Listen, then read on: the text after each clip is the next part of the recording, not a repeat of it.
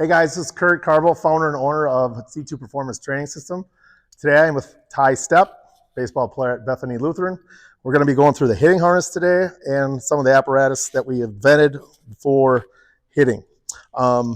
So the C2 training system is something I came up with. We have different colors. We have gray, red, and black.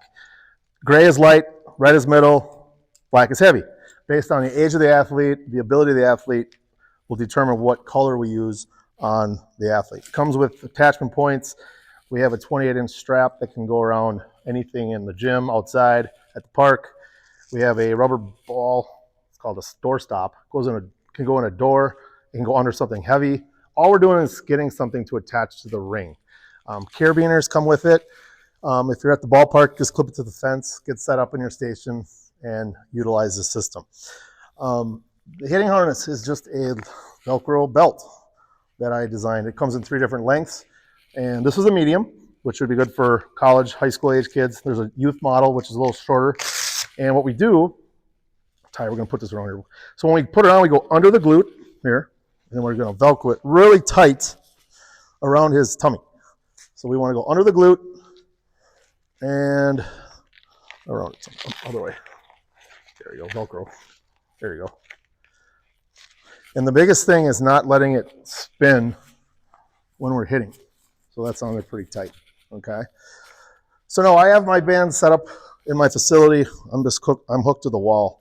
We're gonna use red on him today. And I'm gonna show you a couple different ways to use the bands for training aids. So why don't you go ahead and pick up your bat. Assistive and resistive hips are something I talk a lot about. As a training aid, if you have an athlete who doesn't really understand how to use his lower body or her lower body, we want to open up their hip. So what I can do is have Ty swing his bat. And if you think about the front hip, it's going to get spun open. So go ahead and swing and hold your finish. Boom. As he swings, notice his left hip gets pulled out of the way, and then he's got to hold his finish for 3 seconds. And then start over. Boom. And you can go ahead and let your back go too. Let's do it again. Notice the front hip's getting, there you go. So all this is really doing is teaching the athlete to feel the hips clear, let the bat release, but they also have to maintain their balance. So let's do one more with the assistive hip. There you go. That's all right. Work on your balance. Sometimes the belt comes a little loose, so we have to adjust. So let's do one more, and then I'll talk about resisting. There you go. So one thing about training though, bands, you don't want the body to get pulled. You want to make the body turn so that when you take the bands off, you turn. So this is a great way to teach. This is not the way I would train. There are bands out there that pull you open. You will feel that power, but you need to train your brain to do that without the band pulling you open. So let's go ahead and I'm gonna unhook you. I want you to readjust your belt. Just kind of pull it down and re-Velcro it. Sometimes it helps to pull this shirt out of there too, like this shirt. It's kind of a slippery. There you go. All right. So we got it on nice and tight. So now we're going to go to resistive. So what I'm going to show the fan base here is when I have you resist assistive, which is going to be on this hip, what I want you to do, Ty, is just do a 360 spin. Yep. You don't have to take this off, guys. You just go right into this. Now go and face the, nope, stay, turn, and hit the ball now. So notice how the band is suddenly in front of him. So now we're in resistive mode. So let's do that bat drill we just did behind the back. So as a coach or a parent at home, we can really work on his lower body. So let's go ahead and rotate your hips and hold that finish. Boom. And you always want to hold it for 3 seconds. Hold it, 1, 2, 3. You could even put a ball on that tee and pop it off there. Yep, keep going. And we talk about different colors, keep going. Let's say you want to really make it hard. We could go red and black.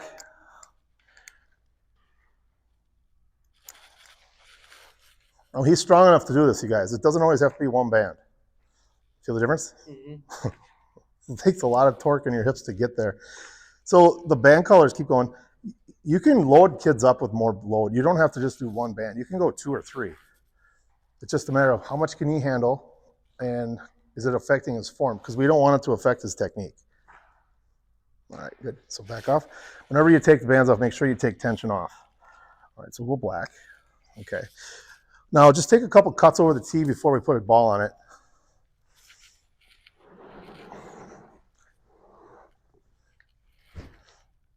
And always, yep, really work on that, the finishing, the swing, and holding yourself there. Feel okay? All right, so we're gonna go ahead and fire these baseballs. Okay. 1, 2, 3. 1, 2, 3. You always want to hold for 3 seconds. Make sure you maintain balance. 1, 2, 3. And as a trainer, what I like to watch is his hips. When he starts to fatigue, you'll start to see a little bit of a 3/4 finish. Then I usually take a break, but we usually try to get to 10. 1, 2, 3. 1, 2, 3.